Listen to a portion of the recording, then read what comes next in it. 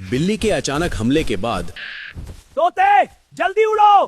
तोते ने तुरंत अपने उस छोटे बच्चे को पंखों में कसकर पकड़ लिया जिसे उसने अभी अभी बिल्ली के मुंह से छुड़ाया था, और फिर वो पूरी ताकत से आसमान में उड़ गया। कौवा भी उसके साथ उड़ पड़ा। कुछ देर तक दोनों बिना रुके उड़ते रहे। पीछे घना जंगल धीरे धीरे दूर होता चला गया। तोते के दिमाग में अब एक नई चिंता उठ रही थी। मेरे 2 और बच्चे, वो अभी भी बरगद के घोंसले में अकेले हैं।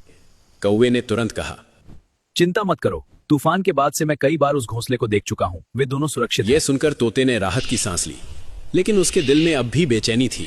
थोड़ी देर बाद दोनों घने जंगल से बाहर निकल आए। अब सामने का दृश्य बिल्कुल अलग था। दूर दूर तक फैला हुआ सूखा रेगिस्तान, और उस सुनसान इलाके के बीच एक पुराना अकेला पेड़ खड़ा था। दोनों वहीं जाकर बैठ गए। तोता थक चुका था। उसने धीरे से अपने बच्चे को देखा। बच्चा कांप रहा था, लेकिन अब सुरक्षित था। तोते की आंखों में राहत के आंसू आ गए।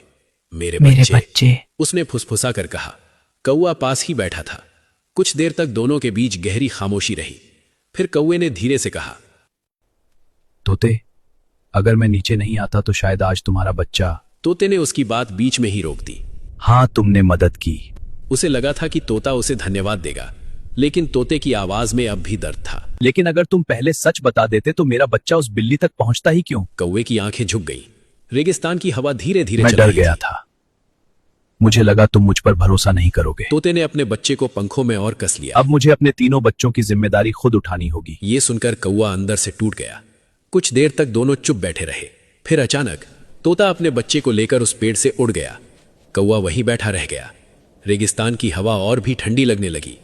लेकिन थोड़ी दूर उड़ने के बाद तोते ने देखा, उसी रेगिस्तानी इलाके में एक और बड़ा पक्षी एक सूखे पेड़ की डाल पर बैठा था।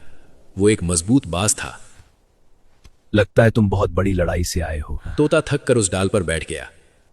हाँ, और शायद मैंने एक दोस्त भी खो दिया। बाज कुछ देर चुप रहा, फिर बोला, कभी कभी जिंदगी हमें नए रास्तों पर इसलिए ले जाती है ताकि हम नए साथियों से मिल सके। तोता पहली बार हल्का सा मुस्कुराया, लेकिन उसे पता नहीं था दूर उसी पुराने पेड़ पर बैठा कौवा अभी भी सब देख रहा था, और उसके मन में अब एक नई सोच जन्म ले चुकी थी। क्या तोता और कौवा फिर दोस्त बन पाएंगे? और क्या तोते के 2 और बच्चों का क्या हुआ? जाने के लिए कमेंट करें नेक्स्ट पार्ट।